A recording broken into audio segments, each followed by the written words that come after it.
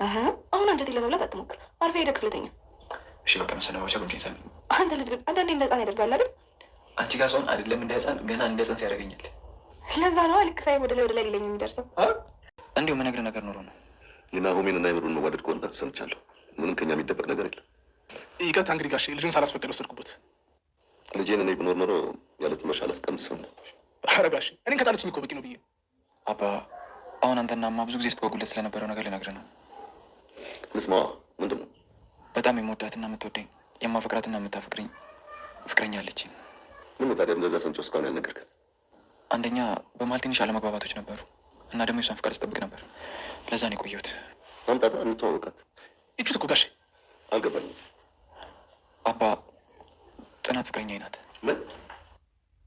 አዎ አባ። ምን ነው? እውነቱን ነው ጽናት? አዎ ጋሼ ኪራን አፈቅረዋለሁ።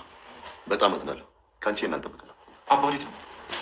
አባ አሁን ሌላው በፍቅር መፈተንም ሆነ አፍቅሮ ማጣትም ያፈቀረ እንጂ ያላፈቀረ ምን እንደሆነ አያውቅም። እናንተ ይህን ያህል ጊዜ መደበቃችሁ ጥሩ ባይሆንም አሁን ግን ይሁን ብዬ ተቀብየዋለሁ። አባ እውነትህን ነው? አስቱዬ አስቱዬ ላለ እኮ አባ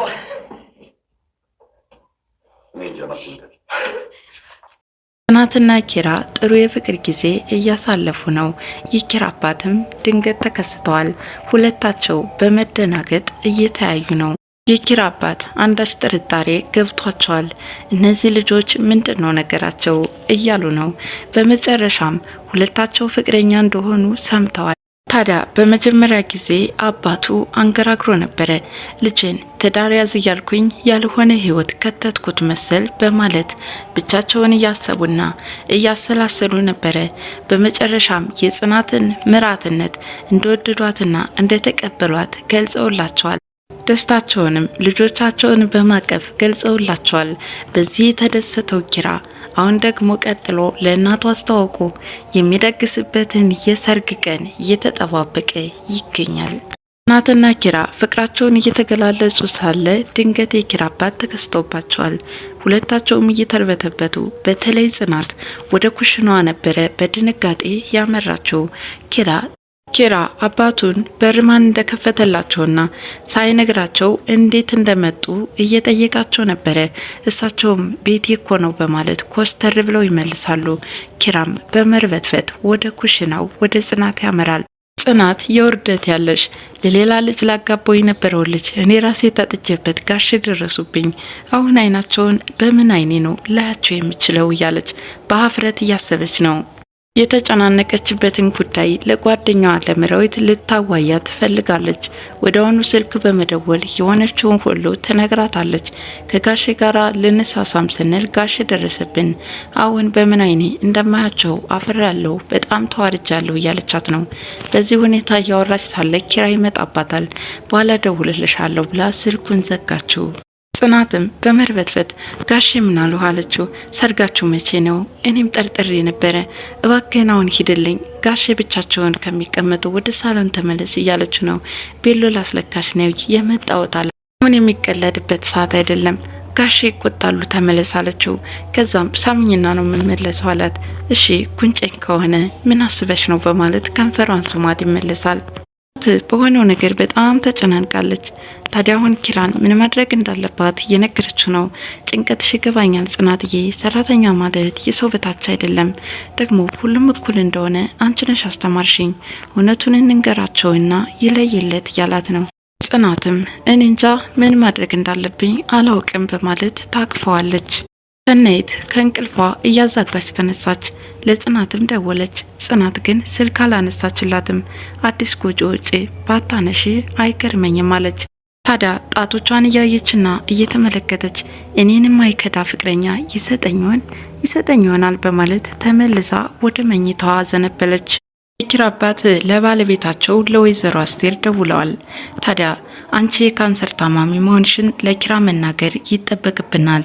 ኪራ ሳንነግረው አንድ ነገር ብትሆኝ ጸጸቱን አስበሽዋል? ደግሞ ኪራ እውነቱን የማወቅ መብት አለው እያሉ ነው። ታዲያ በዚህ ንግግራቸው መካከል ኪራ ሰምቷቸው ነበረ። ምንድነው እውነቱን የማወቅ መብት ያለኝ በማለት ይጠይቃል። እሳቸውም አባቱን በመደናገጥ ኪራ የሚባል ስም ለአንተ ብቻ የሰጠህ ማን ነው? ደግሞ ከዚች ልጅ ጋር ምንድን ነው ያለህ? በማለት ርዕሱን ለማስቀየር እየሞከሩ ነበር። ኪራም ምንም የለንም እንዲሁ በጓደኝነት ስለምንቀራረብ ነው ብሎ ይመልሳል። በመልሳቸው ያልተደሰተው አባትም አንተም እንደ እናት ሚስጥር መደባበቅ ትወዳለህ በማለት ትተው ይወጣሉ። ጽናት የድሮ መኝታ ክፍሏን እያስተካከለች ነው። እዚህ ልተኝ ባልሆነ እያላት ነው ኪራ። ዛሬ እኮ ጋሼ መጥተዋል፣ ስለዚህ አንተም ሄድና ተኛ እያለች ነው።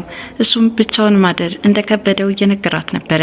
አባትም ኪራን ፍለጋ ወደ ኪራ መኝታ ክፍል አምርተዋል። ቻርጀር እያሉ ነው። በሩን ከፍተው ኪራን ግን ማግኘት አልቻሉም። ወደ ሳሎንም ተመለሱ። ልጅ የት ሄዶ ነው? ሻወር ቤትም ከሌለ የት ሄደ ይባላል።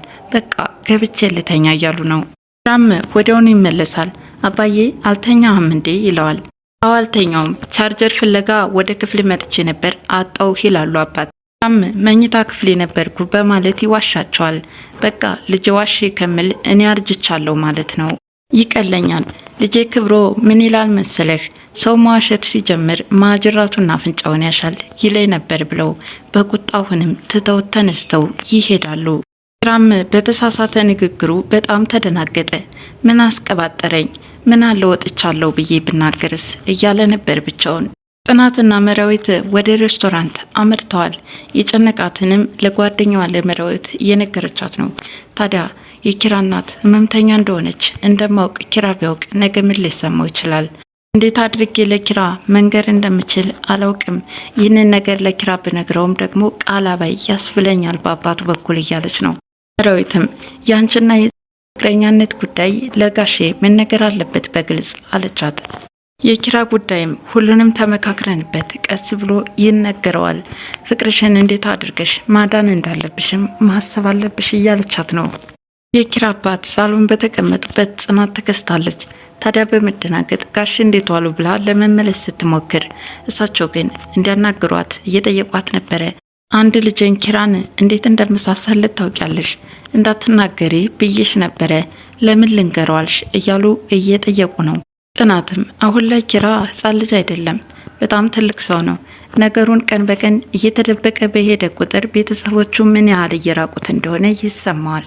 ስለዚህ ኪራ እንዳይጎዳ በማሰብ ነው ትላለች። አባትም ልጅ ለእናቷ ምጥ አስተማረች፣ ለማንኛውም እኔ ሳልነግርሽ ትንፍሽ እንዳትይ በማለት ያስጠነቅቋታል። ታዲያ በዚህ ሁኔታ እያሉ ኪራ ይከሰታል። ኪራም ምን ሆናችሁ ነው በማለት ይጠይቃል። ጽናት በሀሳብ ጭልጥ ብላለች። እሳቸውም ጠርተው ተነሽና ምሳም ጭለት አሉ። እሷም ተነስታ ሄደች። ምን ሆና ነው ግን በማለት ይጠይቃል ኪራ። አባትም እኔ ምን አውቃለሁ የከረማችሁት ሁለታችሁ ብቻ ነው በማለት በቅኔ ይናገራሉ። ሳቅርቢ የተባለችው ጽናትም ከኩሽናዋ ቆማ አሁንም ማሰቧን ቀጥላበታለች። ኪራ ይመጣና ምን ነው እኔ ማላውቀው የተፈጠረ ችግር አለ እንዴ? ጽናትም የለም ግን ቤተሰቦችህ የኔና ያንተን ፍቅር የሚቀበሉት ይመስልሃል አለችው። አንቺን የመሰለች ምራት አግኝተው ምን ይላሉ? ደግሞ ለምን ሁሉንም በግልጽ አንነግራቸውም አለ ኪራ። አይሆንም አለች ጽናት። ስጋትሽ ይገባኛል፣ ግን እስከ መቼ ድብብቆሽ እንጫወታለን? ኪራም ለአባቱ ለመንገር ቆርጦ ተነስቷል። አባቴ እስካሁን ስትጓጉለት ስለነበረው ህይወት ጥሩ ልጅና የልቤ ምላት አግኝቻለሁ አለ። እሺ አምጣትና እንታወቅ አሉ አባትም። ይቻትና ጽናት ትባላለች አለን አሁን በፍጥነት። አባትም ከመቀመጫቸው ተነሱ። ጽናትንም ጠየቋት። እውነቱን ነው ጽናትም ኪራን እንደምትወደውና ፍቅረኛዋ እንደሆነ ትነግራቸዋለች። በጣም አዝናለሁ፣ ከአንቺን አልጠብቅም በማለት በብስጭት ትተዋቸው ይወጣሉ። አባትም ልጄን አግባግባ ብዬ የማይሆን ህይወት ውስጥ ከተትኩት።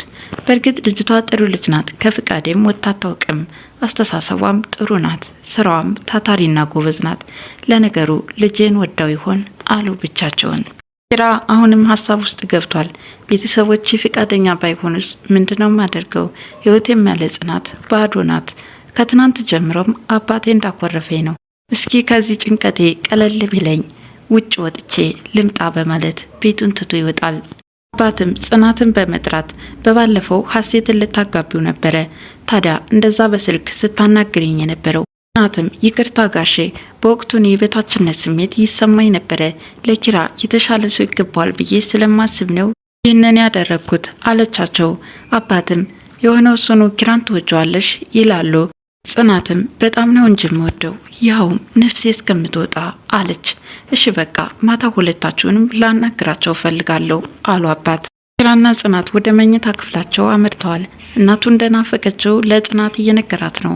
ተው እንደዚህ አትበል፣ ቤተሰቦች እንደዛ አይነት ስሜት ሲሰማን ጥሩ ስሜት አይሰማቸውም እያለች እያወራች ባለችበት ሰዓት አባት ሁሉንም ያዳምጣሉ።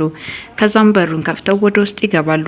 እነሱም በመደናገጥ ጽናት ለመውጣት እየሞከረች ነበር። ቁጭ በያሉና እንድትቀመጥ አደረጓት። በፍቅር መፈተን ማጣትም ያለ ነው። እናንተ እስካሁን ተደብቃችሁ ቆይታችኋል። ይህን ማድረጋችሁ ጥሩ ባይሆንም ፍቅራችሁን ግን ተቀብየዋለሁ አሉ። ኪራም በደስታ አባዬ እውነትህን ነው ይልና ይጠይቃቸዋል። አስቱዬ ትሙት እውነቴን ነው። ኪራም አስቱዬ ትሙት አለ እኮ በማለት ሄደው ሁላቸውም ይጠመጠሙበታል። ጽናትም የኪራ አባት ፈቃደኛ ስለሆኑ ለመራዊትና ለሰናይት እየነገረቻቸውና በደስታ እየወረቁ ሳለ በራቸው ተንኳኳ። ናሆሜና ኪራ ነበሩ። ወደ ውስጥም ገቡ። እርስ በርሳቸው ጥንድ ጥንድ ሆነው ተቀመጡ። እኔም ጓደኛዬን ፍለጋ ልሂድ በማለት ሰናይት ትራሷን ይዛ መጣች። ታዲያ በሰናይት ድርጊት እነ ኪራ ፈታ ነበር ያሉባት። ኪራና ናሆም ወደ ውጭ ተገናኝተዋል።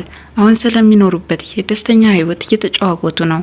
አሁን የቸኮልኩት እናቴን ለማስተዋወቅ ነው። አስበው ነው እንደዛ የምትወዳትን ጽናትን እንደ ልጇ የምታያትን ሚስቴ ናት ብዬ ሳስተዋውቅ እያለ ነው። ናሆሜ የኪራ እናትን ጉዳይ እያሰበ በሀሳቡ ጭልጥ ብሏል። ምነው እኔ እየተደሰትኩ አንተ ምን ታስባለህ በማለት ይናገረዋል። የናሆሜ ምላሽም የእናትህን ደስታ እያሰብኩት ነበረ ጽናት ፍቅረኛ እንደሆነች ስትነግራት እያለው ነው። ኪራም እኔ እንጃ እናቴ ከተወለደች ጀምሮ እንደዚህ የምትደሰት አይመስለኝም።